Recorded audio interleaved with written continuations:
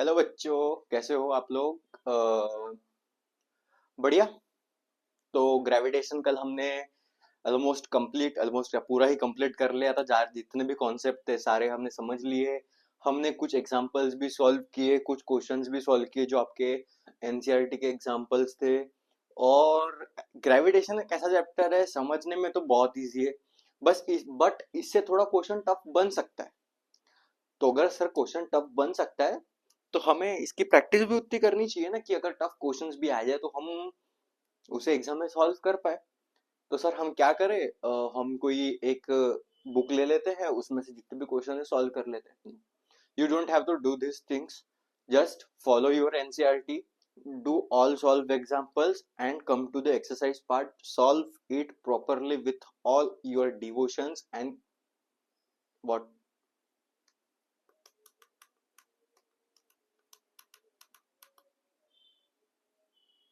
या वर्ड याद नहीं आ रहा, मतलब तुम उसको ही शिद्दत से सॉल्व करो, हिंदी में बोलूं तो। ठीक है।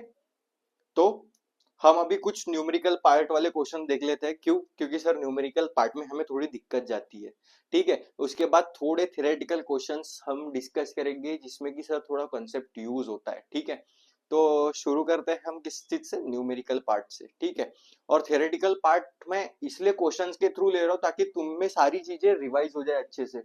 मैं थ्योरी लिख दूंगा तुम्हें वापस से रिवीजन लेक्चर के तौर में, पर वो तुम्हें उतना समझ में नहीं आएगा। इसलिए बेटर है कि we will go with the questions and I will say by verbally and you should write as fast as you can.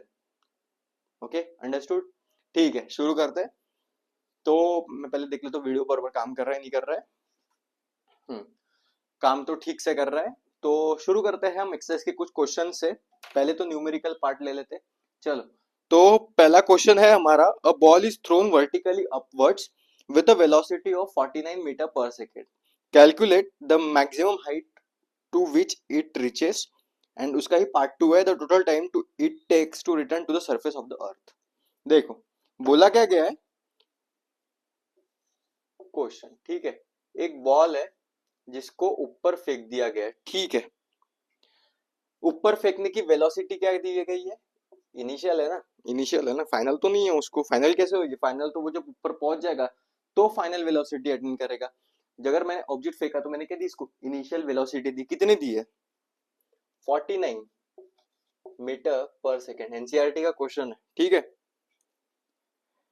Calculate क्या बोला है? मैक्सिमम हाइट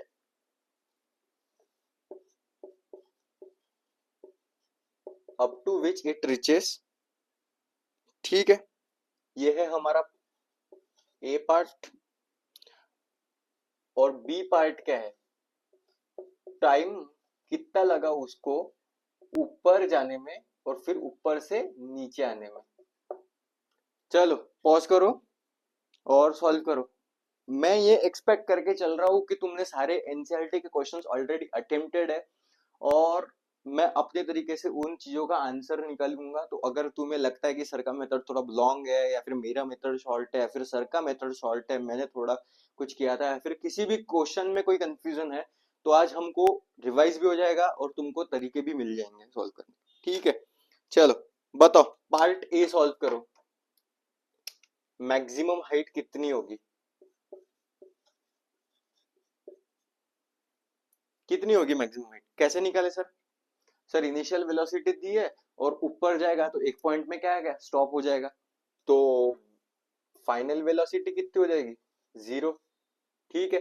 इनिशियल वेलोसिटी हमें दी है, कितनी है? 49 मीटर पर सेकेंड। ठीक है। सर एक्सीलरेशन है क्या हमारे पास? तो निकालना पड़ेगा क्या? नहीं। क्यों? ग्रेविटेशन फोर्स है ना, acceleration due to gravity. Yes. चलो अप्लाई करते हैं। कैसे अप्लाई करेंगे sir? v equals to u plus a t. Equations of motions, भाई पूरा फिजिक्स तुम्हारा पीछा नहीं छोड़ेगा इक्वेशंस ऑफ मोशंस। फाइनल ऊपर जाने के बाद, चलो ये ऊपर गया, यहाँ पे पहुंचा, तो इसकी फाइनल वेलोसिटी जीरो हो गई, तभी तो वापस आएगा नहीं ग्राउंड पे। ठीक है। तो ये वाली हाइट की पूछी है हमें, तो हम पहले क्या करते हैं, और ये वाला टाइम निकाल लेते हैं। ठीक है। चलो यहां से अब मुझे बताओ, ये ऑब्जेक्ट जब ऊपर फेंका मैंने, यू ऊपर फेंका, इस पे एक्सेलरेशन ड्यू टू ग्रेविटी किधर होगी? नीचे। ठीक है, ऑब्जेक्ट ऊपर जा रहा है, एक्सेलरेशन नीचे आ रहा है, मतलब ऊपर ऊपर जाते जाते क्या हो रहा है? रिटार्डेशन होएगा। ठीक है, समझ में आ रहा है? जब ऑब्जेक्ट ऊपर जा रहा है, ग्रेविटेशन फोर्स कहाँ लग रहा है? नीचे। और मैं ऑब्जेक्ट को पुश कर, मतलब फोर्सफुली ऊपर फेंका हूं, तो एट अ सर्टेन पॉइंट के बाद क्या हो रही है? उसकी वेलोसिटी जीरो हो रही है। इसके मतलब क्या हो रहा है? रिटार्डेशन हो रहा है। तो क्या मैं जी को नेगेटिव मान लूं? कोई कंफ्यूजन है? होना भी नहीं चाहिए। अगर होना है तो जाओ मोशन पढ़ो वापस। ठीक है, जीरो। अगर मैं तुमको हर चीज बार बार एक्सप्लेन करके उससे तुम्हें बहुत क्रीमी तरीके से दूंगा, तो तुमको क्रीमी फीडिंग की तो आदत लग जाएगी ना। थोड़ा अपनी भी बुद्धि यूज करो। चलो, यू कितना है? 49 मीटर पर सेकेंड। ठीक है सर, वैल्यू चेंज करनी पड़ेगी क्या? क्या के लिए भाई? मीटर पर सेकेंड है ना, ऐसा यूनिट में ही रखा करो। एक्सीलरेशन कितना ले लूं? -10 ले लूं सपोज। क्वेश्चन में बोला गया कि कहीं पे नहीं बोला गया, तो क्यों लेना है? टी हमें फाइंड करना है। ये -49 -10 टी, माइनस से minus cut, 49/10 equals to t. तो कितना आएगा? 4.9 सेकेंड्स। 4.9 सेकेंड्स। चलो सर, हमारा टाइम तो आ गया। ठीक है, क्या ये आंसर है हमारा? नहीं सर, अगर ये टाइम है कितना, टी इक्वल्स टू 4.9 सेकेंड्स, तो सर हमें क्या फाइंड करने बोला गया? Maximum height. तो कैसे फाइंड करेंगे हम? ये लिख लो फटाक से। इसको ऊपर जाने के लिए कितना टाइम लग रहा है? 4.9 सेकेंड्स, या फिर उसको ही हम कंसिडर कर लेते हैं अप्रोक्सीमेटली 5 सेकेंड्स। ठीक है, ऊपर जाने का टाइम है ये। अब पूछा क्या गया? हाइट कितनी अटेंड कर लेंगे? H max. ठीक है, एच मैक्स को मैं डिस्टेंस बोल लूं। ठीक है, अब हमारे पास टाइम भी आ चुका है, इनिशियल वेलोसिटी भी है, एक्सीलरेशन भी है, फॉर्मूला लगा दो। ठीक है, क्या मैं v square minus u square equals to 2as वाला फॉर्मूला नहीं लगा सकता हूँ? लगा सकते हो, ऑब्वियसली लगा सकते हो। ये बेटर है, लगाओ इसको। यूटी तो क्या हो जाएगा? जीरो। क्यों? सॉरी, यूटी कितना होएगा? 49 इंटू टाइम कितना है? 5 सेकेंड। ठीक है, प्लस हाफ, एक्सेलरेशन कितना है? 10 ले लू, इंटू 5 का होल स्क्वायर। इसको मैं अप्रोक्सीमेटली 49 को 50 मान लू, मान सकता हूँ ना? थोड़ा सा तो आंसर चेंज आएगा। रफ कैलकुलेशन में तुम कर सकते हो ना। 49 इंटू 5, उससे बेटर है क्या? 450 इंटू 5 कितना होगा? 5 5 25। ठीक है, 25 माइनस 5 कर दो, तो कितना होगा? 245 plus half into 10 into 25, 245 plus 5 two जा, सॉरी 25 टू जा 50।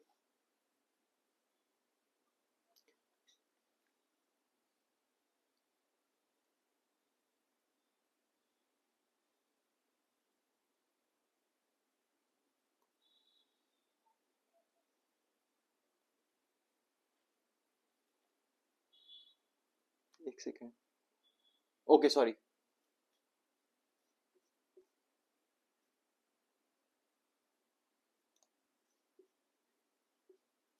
Minus acceleration. क्यों? रिटार्डेशन हो रहा है। एक साइन से तुम्हारा पूरा आंसर गलत हो सकता है। ठीक है, समझ में आया? ऐसे ही सिल्ली मिस्टेक होती है एग्जाम में भी, और फिर मार्क्स गए तुम्हारे। अब 245 माइनस 50 कितना आएगा? 245 माइनस 50 कितना आएगा?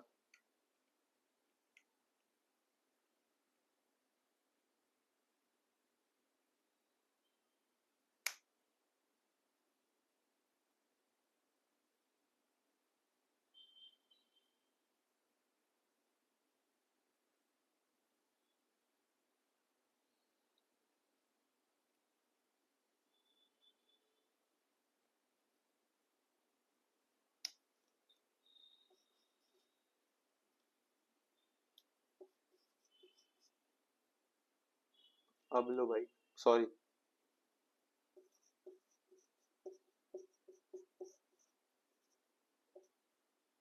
120 अप्रोक्स 120 मीटर क्या होगी हाइट, और टोटल टाइम कितना लगेगा? ये ऑब्जेक्ट ऊपर गया और फिर नीचे आया, ये हाइट कितनी आ गई अपनी? 120 अप्रोक्स। इधर जाने को लगे कितने? 5 सेकेंड। यहाँ पे पहुंचा, वेलोसिटी क्या है? 0। फिर यहाँ से यहाँ पे सेम डिस्टेंस आया तो कितना टाइम लगेगा उसको? 5 सेकेंड। या ए पार्ट आ गया। ए की वैल्यू क्या है? Approximately 120 metre. और टोटल टाइम क्या हो जाएगा? 5 सेकेंड ऊपर जाने के, 5 सेकेंड नीचे जाने के, 10 सेकेंड्स। समझ में आया? आई होप आया तो होगा। यहाँ पे फिर से मैंने ब्लंडर वाली मिस्टेक कर दी थी, 210 जा 2 लिख दिया था ऊपर। लिखने में ही सबसे ज्यादा मिस्टेक होती है और फिर खुद कंफ्यूज होता है इंसान। समझ में आया? चलो बेटर है समझ में आया तो। अब हम सॉल्व करेंगे नेक्स्ट क्वेश्चन। क्वेश्चंस की डिफिकल्टी धीरे धीरे बढ़ देगी, तभी तो मजा आएगा। नेक्स्ट क्वेश्चन क्या बोला है? अ ball is release from height of tower. ठीक है, यहां से ये रिलीज कर दिया बॉल को। सपोज कोई बिल्डिंग है, यहां से रिलीज कर दिया, इसकी हाइट दी है हमें 19.6 मीटर। कभी कभी हैंडराइटिंग को क्या हो जाता पता नहीं। 19.6 मीटर। ठीक है, अब उसने बोला है a stone is release from the top of a tower of height 19.6 metre, calculates its final velocity. ये हमें पूछा है। सर ये तो पिछले वाले से इजी हो गया। यस, ये पिछले वाले से इजी हो गया। बताओ, फ्री फॉल का कंसेप्ट है, इनिशियल वेलोसिटी कितनी होगी? 0। ठीक है, solution number v equals to u plus a t. ठीक है, हमें क्या पूछा है? फाइनल वेलोसिटी पूछी है। एक्सेलरेशन तो हमको पता है, पर टाइम नहीं पता। तो सर क्या करें अभी हम? s equals to u t plus half a t square. s तो हमें पता है, 19.6 को मैं सपोज 20 मान लू अप्रोक्सीमेटली। ठीक है, यू टी क्या होगा? 0। हाफ एक्सीलरेशन कितना ले सकते हो? 10 टाइम का स्क्वायर। टाइम दिया है,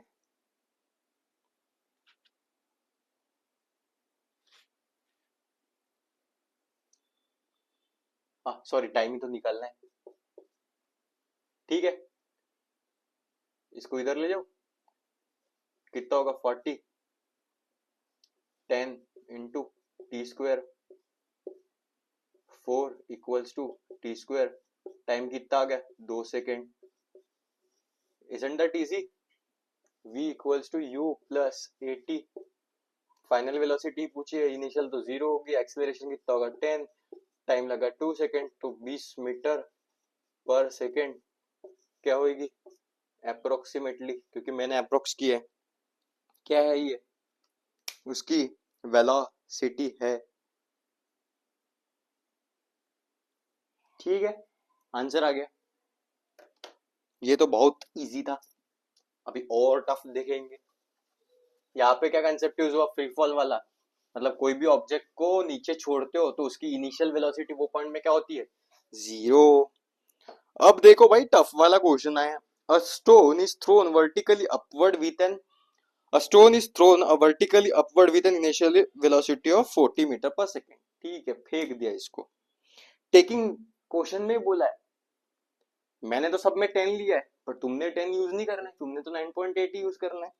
भले ही तुम सॉल्यूशन कहीं से भी फाइंड करके 9.8 की जगह क्वांटम में तुम 10 से सॉल्व करो, बट लिख के तो तुमने 9.8 ही आया, unless and until it is not said कि g take g equals to 10 metre per second square.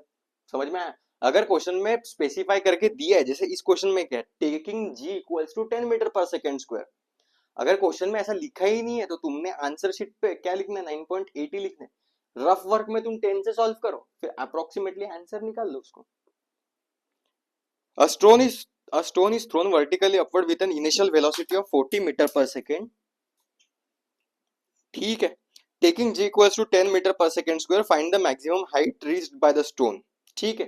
Party क्या पूछा है, find the maximum height reached by the stone. And second क्या पूछा है, what is the net displacement and the total distance covered by the stone. क्या पूछा है, what is the net displacement and the total distance covered by the stone. जिन्होंने motion नहीं revise किया वो तो भूल जाओ भाई क्वेश्चन को, अगर याद होगा तो ठीक है। एक स्टोन है, उसको ऊपर फेंक दिया, वेलोसिटी दे दी इसको 40 मीटर पर सेकेंड की। ठीक है। Find the maximum height reach by the stone,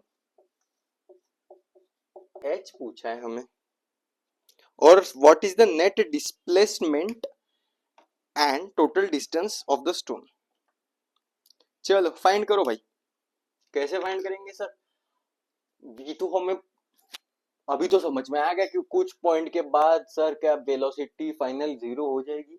हाँ हो जाएगी, v equals to u plus a t. v 0 40 plus acceleration कितना हो जाएगा ऊपर की डायरेक्शन में, फिर से हमें क्या लेना है, माइनस इंटू टी। क्या ये इधर -40 equals to -10 into t, 4 second क्या आ गया हमारा, टाइम आ गया। अब sir v square minus u square equals to 2as भी तो यूज कर सकते हो। हाँ कर सकते हो ना भाई, क्यों नहीं कर सकते, इजंट दैट बहुत ज्यादा इजी चीज। यस, बट तुमने यही से लिखना है, ऐसे ही लिखो, मैं बोल रहा हूँ इसलिए ऐसे ही करो। s equals to u t plus half a t square, ऐसी तो निकालना है भाई, हाइट ही निकालनी ना। यूटी तो क्या है sir, 40 into T plus half, acceleration कितना 10 इंटू टाइम कितना आ गया 4 का square, 40 into 4 plus half into 10 into 16, 4 4 जा 4 1 4 4 2 4 4 12 4 16 प्लस हाफ इंटू 160 80, 160 प्लस 80 कितना हो गया 240 मीटर। ठीक है।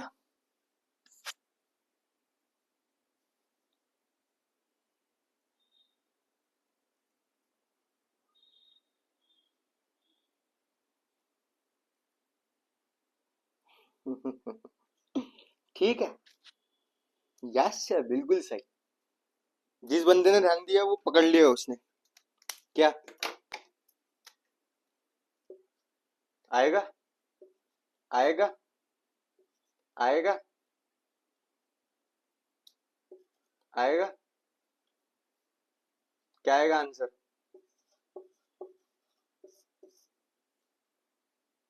अब बोलो क्यों मार्क्स नहीं आते तुम्हारे।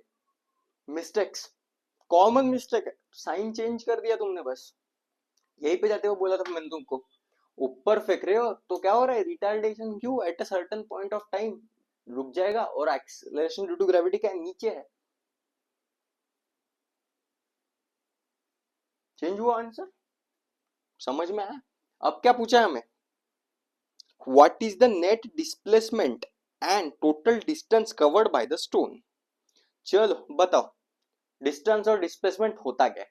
Sir displacement is the shortest distance between the shortest path taken by the object, or distance है that path taken by the object, the length of the path taken by an object is called distance, and the shortest length covered by an object is called displacement. Sir displacement क्या होगा? Sir यहाँ पे displacement और distance same है क्या? क्यों? तुम्हें question में क्या पूछा गया? क्वेश्चन पूछा है, क्या पूछा है? नेट डिस्प्लेसमेंट और नेट डिस्टेंस। मतलब ये ऑब्जेक्ट ऊपर गया और ऊपर से फिर वापस जब नीचे आया, तब बताओ कि डिस्टेंस और डिस्प्लेसमेंट कितना है। तो डिस्टेंस तो कितना होएगा?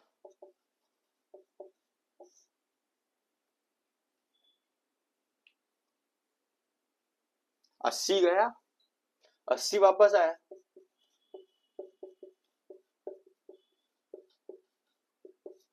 Net distance.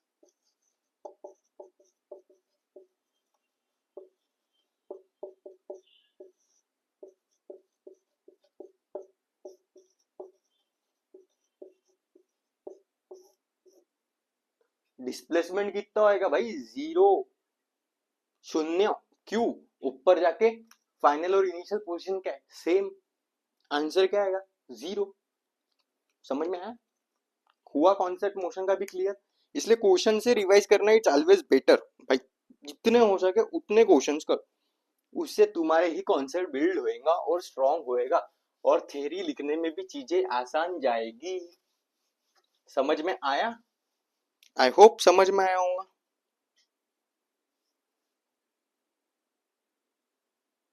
चलो अभी तो भाई एकदम जोरदार मजेदार और क्या बोलते एकदम बढ़िया वाला क्वेश्चन। कुछ कुछ क्वेश्चन स्किप कर रहा हूँ क्योंकि ऑलरेडी हम लेक्चर में उनको कवर कर चुके। सन, अर्थ, मून, मास, ये वो, डिस्टेंस बदलो, मास बदलो, वो सब क्वेश्चन नहीं कर रहे हैं। हम क्वेश्चन कर रहे हैं जिसमें पिछले वाले चैप्टर्स का भी यूज हो रहा है। ठीक है, चलो वैसा ही एक क्वेश्चन है। A stone is allowed to fall from the top of a tower of 100 metre high, and at the same time another stone is projected vertically upward from the ground with the velocity of 25 meter per second. Calculate when and where the two stones will meet. Phenomenon क्या है? ये suppose एक building है, यहां से एक को एक स्टोन रिलीज कर दिया और दूसरा फेंक दिया। समझो ऐसे। सपोज ये बिल्डिंग है, ठीक है, यहां से क्या है, यहां से एक स्टोन फेंक दिया और वही टाइम में एक स्टोन ऊपर फेंक दिया। तो बताओ ये एक साथ किस पॉइंट पे आके मिलेंगे और कौन से टाइम पे? मतलब ये स्टोन कुछ डिस्टेंस कवर करेगा, ये स्टोन कुछ डिस्टेंस करेगा ट्रेवल, तो मेरे को बताओ ये कौन सा टाइम और कौन से डिस्टेंस पे मिल जाएंगे एक साथ। मतलब सिनेरियो क्या होगा, ये यहां से यहां पे आएगा और ये यहां पे आएगा, तो ये बॉल एक साथ कब आएंगे और कौन सी हाइट पे आएंगे? ये जब एक साथ आएंगे तो इनकी हाइट क्या होगी और एक कितने टाइम में एक साथ आएंगे। चलो फट से सॉल्व करो, पॉज करो, क्वेश्चन एनसीईआरटी से भी पढ़ लो एक बार और सॉल्व करो भाई लोग।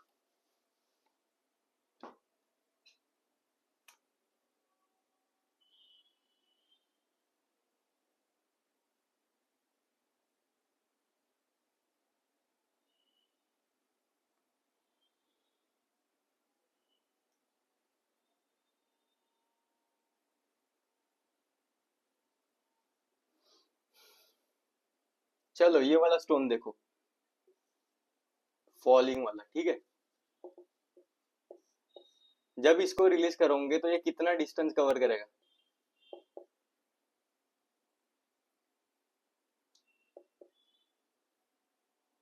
UT plus half GT square. Initial velocity तो किसकी 0 है, half into 10 into t square तो हमें फाइंड करना है। तो यहाँ से h1 कितना आएगा? 5t square. h1 कितना आया? 5t square. अब ये ऑब्जेक्ट को ऊपर फेंक रहे हो तुम, h2 ut plus half minus of G T square. अब वापस एक्सप्लेन नहीं करूंगा मैं कि हाफ जी माइनस जी टी क्यों है। इनिशियल वेलोसिटी कितनी दी है उसको भाई? हाँ चलो इसकी हाइट बता दी गई है, किसकी, बिल्डिंग की, 100 मीटर है, ठीक है, गिवन डाटा पढ़ लिया करो। और वेलोसिटी क्या दी है इसकी, 25 ना, हाँ 25 मीटर पर सेकेंड, 25 × t। ऐसे मैं लिख नहीं रहा हूँ कि let the time be t when the two objects will meet, वैसा वगैरह नहीं लिख रहा हूँ, क्योंकि तुम वो खुद से लिखो, थोड़े एफर्ट मारो खुद, ठीक है। Half -10 × t², 25t plus half,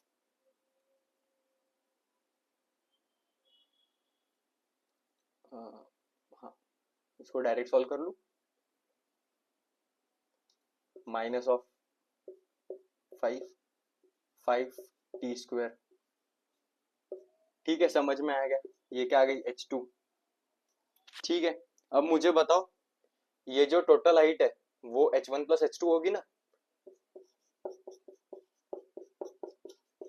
मेरे को बताओ, ये ऑब्जेक्ट यहाँ आया और ये ऑब्जेक्ट यहाँ गया, टोटल हाइट तो हमें कितनी दी है, 100 मीटर।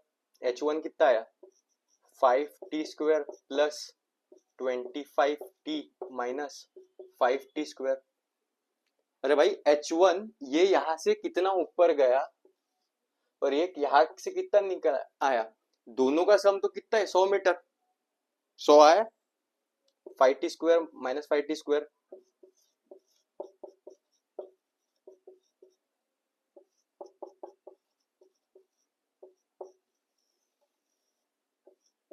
तो सर ये यहाँ से 4 सेकंड बाद और ये यहाँ से 4 सेकंड बाद मिल जाएगा, टाइम आ गया। अब मुझे बताओ सर, हाइट कैसे निकालेंगे हम।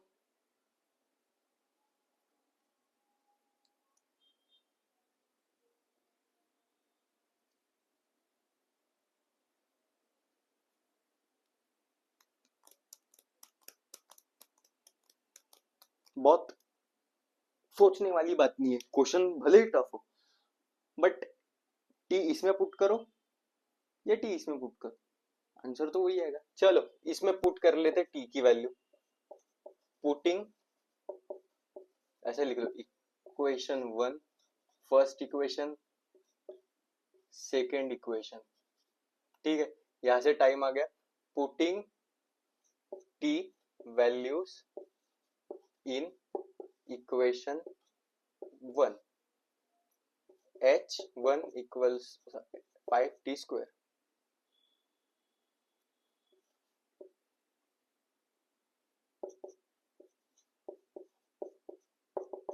4 4 जा 16, 16 5 जा 16 5 जा कितना होता है, 80। हाइट कितनी आ गई, 80 मीटर। तो ये लोग 80 मीटर जब ये नीचे आ जाएगा तो ये लोग क्या करेंगे, मिलेंगे। समझ में आया या नहीं आया। 25 × 4 100 माइनस 5 × यहाँ पे पुट करो h2, ये h1 है ना, 25 × 4 माइनस 5 × यार रफ सॉल्व कर रहा हूँ, तुमने अच्छे से लिख लेना था बस, ठीक है। अगर नहीं लिख पाए तो वापस से करो, 4², 25 4 जा 100, 5 × 4 4 जा 16, 16 5 जा 80, 20 मीटर, कितना गया 80 मीटर, दोनों का सम कितना है 100 मीटर। इसका मतलब क्या है, ये ऑब्जेक्ट जब यहां से ऊपर जाएगा कितना, 20 मीटर, और ये ऑब्जेक्ट जब नीचे से ऊपर से नीचे आएगा, दोनों को टाइम कितना लगेगा, 4 4 सेकेंड। तो ये जब 80 मीटर नीचे आएगा और ये जब 20 मीटर ऊपर जाएगा, तब ये दोनों मिलेंगे और इनको टाइम कितना लगेगा, 4 सेकेंड। समझ में आया। भाई ऊपर जा रहा है, नीचे एक्सीलरेशन है तो धीरे धीरे जाएगा ना, पर वो तो फ्री फॉल है, फट से नीचे गिर रहा है, सपोज, समझ में। तो ये क्वेश्चन था भाई बहुत भयंकर और थोड़ा टफ, बट हमने इसको एज इजी मेथड से सॉल्व करने की कोशिश की।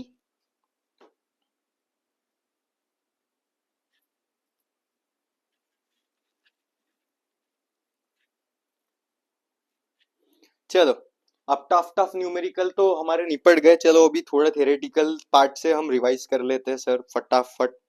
बताओ, state the universal law of gravitation. क्या होता है सर? अगर कोई भी, न्यूटन बाबा ने दिया था पहली बात तो याद रखना। क्या है? कोई भी दो ऑब्जेक्ट है जिसका कुछ मास m है, वो दोनों को एक दूसरे को अट्रैक्ट करते हैं किस फोर्स से? g m1 m2 upon r square. That is force कौन सा होता है उनका?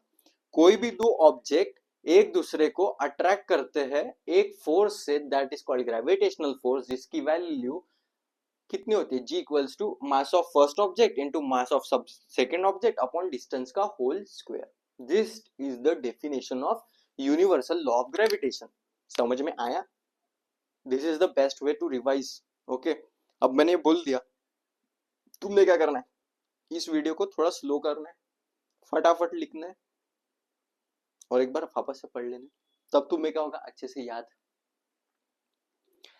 Write the formula to find the magnitude of gravitational force between Earth and the object on the surface of the Earth. अभी बोला F equals to G m1 m2 upon r square, distance square। ठीक है। What do you mean by free fall? क्या होता है free fall? जब object को तुम छोड़ देते हो, वो ग्रेविटी के इन्फ्लुएंस में फोर्स, ग्रेविटी का फोर्स को खींचता है, जिसके कारण कुछ एक्सेलरेशन होता है। उस एक्सेलरेशन को क्या बोलते हैं हम? जी। एक्सेलरेशन को क्या बोलते हैं? Acceleration due to gravity. वही हमें, उसी को हम फ्री फॉल बोल देते हैं। समझ में आया? कोई भी ऑब्जेक्ट को छोड़ दो, उस पर ग्रेविटी क्या लगेगी? फोर्स, जिसके कारण क्या होगा? एक्सेलरेशन होगा। उसी एक्सेलरेशन को हम फ्री फॉल बोलते हैं।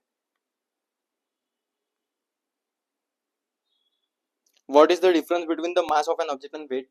समझ में आया? मास क्या है? एक क्वांटिटी है जो कि मेजरेबल है। वेट क्या है? एक फोर्स है जो कि अर्थ के कारण के एक्सेलरेशन ड्यू टू ग्रेविटी के कारण आती है। ठीक है। Why is the weight of the moon object on the moon is 1/6 times of its weight on the earth? बताओ।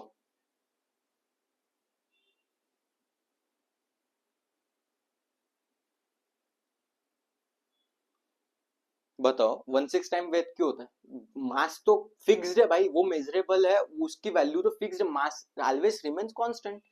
Force and laws of motion में पढ़ा था हमने, conservation of mass.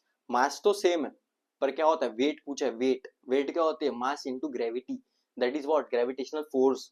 Gravitational force moon पे जाके क्या होगा? चेंज होगा। और ग्रेविटेशनल फोर्स इनवर्स स्क्वायर किसके होता है? रेडियस के। समझ में आया? What do you mean by buoyancy? buoyancy क्या होता है? अपवर्ड फोर्स, अपवर्ड थ्रस्ट होता है experienced by the object which is immersed in the fluid. Why does an object float और sink when placed on the water? पहली बात, जिसकी gravitational force अगर ज्यादा लगा तो ऑब्जेक्ट क्या हो जाएगा? सिंक हो जाएगा। और अगर ग्रेविटेशनल फोर्स कम रहा तो ऑब्जेक्ट क्या करेगा? फ्लोट करेगा। दूसरा क्या है? डेंसिटी। रिवाइज करो, अच्छे से लिखो खुद। हाँ। How does the force of gravitation between the two object changes when the distance between them is reduced to half? Force कितना चेंज होगा जब डिस्टेंस को मैं हाफ कर दूं? फोर्स का फॉर्मूला क्या है? G m1 m2 divided by r square. ठीक है। अगर force is inversely proportional to radius, ठीक है, अगर फोर्स रेडियस को मैं r/2 करूं स्क्वायर,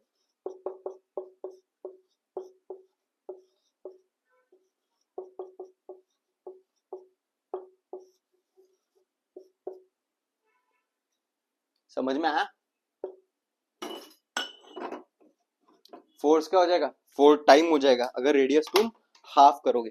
भाई दो ऑब्जेक्ट है, अगर दोनों को पास लाओगे तो उनका फोर्स बढ़ेगा ही ना। डिस्टेंस कम कर रहे हो तो फोर्स और बढ़ेगा। दो मैग्नेट को जब तुम पास में लाते हो तो क्या करते हैं? और फोर्स से खींचते हैं।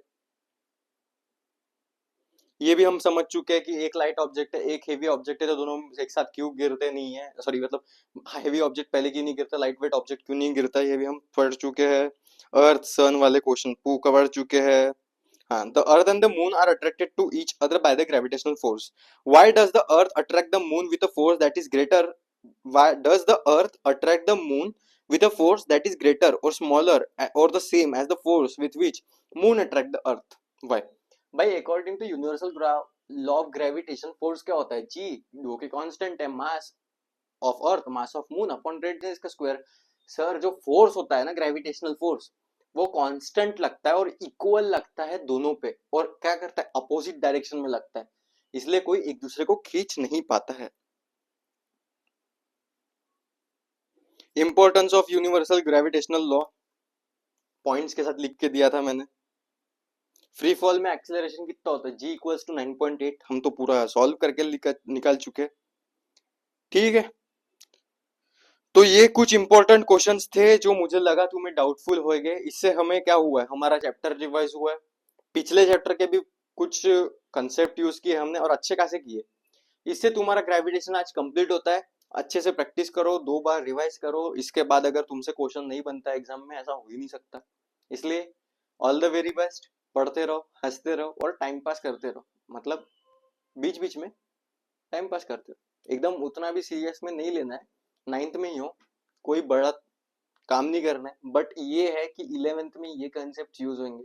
अगर अभी नहीं सीखे तो तुम फिर बोलोगे सर 11th में तो आके मुझे कुछ समझ ही नहीं रहा सर, कितना ड्रास्टिक चेंज है यार कुछ सब्जेक्ट में, ऐसा तुम ना बोलो। इसलिए अभी पढ़ लो, वहां पे तुम्हें सिर्फ डेरिवेशन इंटीग्रेशन अलग चीज मिलेगी, बाकी पूरे कॉन्सेप्ट यही यूज होने वाले। अगर 9th में कॉन्सेप्ट 10th में कॉन्सेप्ट बिल्ड नहीं करोगे तो भाई तुम्हारे 11th 12th में फटने वाली है तुम्हारी। इसलिए अभी से फोकस से ध्यान में रखो और पढ़ो। That's it, thank you so much.